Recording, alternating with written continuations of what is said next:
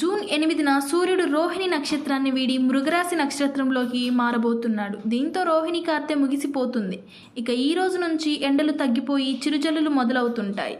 ఇక ఈ మృగరాశి ప్రారంభం అవడంతో కొన్ని రాశుల వారికి అదృష్టం పట్టనుందంట. ఆ రాశులు ఏవో చూసేద్దాం.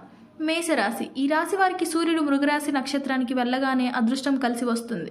దీనివలన వీరికి ఆర్థికంగా కలిసి వచ్చే ఛాన్స్ ఉంది. ఆదాయం రెట్టింపు అవుతుంది. చేపట్టిన ప్రతి పనిలో విజయం మీ సొంతం అవుతుంది. ఈ రోజుల్లో మీరు ఏ వ్యాపారం మొదలుపెట్టినా అత్యధిక లాభాలను పొందుతారు.